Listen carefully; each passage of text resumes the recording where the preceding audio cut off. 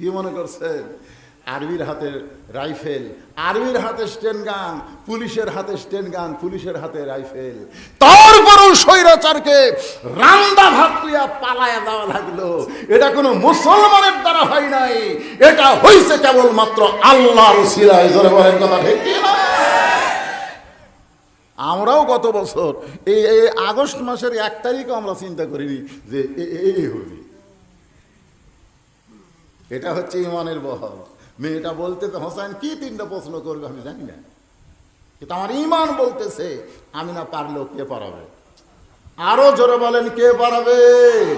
ওমাই ইয়াতাওয়াক্কাল আলাল্লাহি ফাহুয়া হাসবুহু।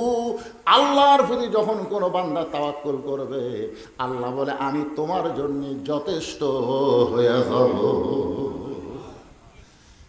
আবার mobile call record ফাঁস হয়, আমি আশেপাশে আছি, চট করে ঢোকো, আজকে আবার দেখতেছি ভারতের টাকা চলতেছে না, চট করে ঢুকে আর হচ্ছে না। কথা কন না কেন, কথা কন না কেন, আর চট করে হবি এখন মেডেল লিস্টে পাঠিয়ে দিবি, আর চট করে ঢুকার। আমার এলাকার আওয়ামী লীগ যারা করে ভাই কথা কয় না, মাথা নিচু করে হাঁটতেছে। আমি বললাম কে ভাই খবর কি? সময় আসবি ভাই, সময় আসবি 200 বছর পর।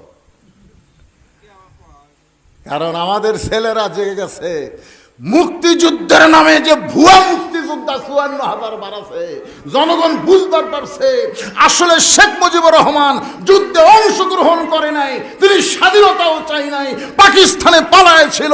মেজর জিয়ার ঘোষণায় বাংলাদেশ স্বাধীন হয়ে গেছে। বলে গণনা না, আমাদের ছেলেরা বুঝিছে। মুক্তিযোদ্ধার দোহাই দেয়া ভালোই মারছে। সময় আসতেছে, আমরা হুজুরা কম জানি না, আস্তে আস্তে সব ফাঁস করে দেবো। জোরে কোন কথা ঠিক কিনা? একদিনই সব হবি তাই। আল্লাহর বান্দার একটু মনোযোগ দেন। ওমর ফারুক এক দৌড়ে হযরত আলীর বাড়িতে। আলী বলতেছে এখনই কানতে কানতে গেলেন, আবার কেন আইলেন? বলে তারিখ করব। হয়তো আলী বলে কিসের তারিখ?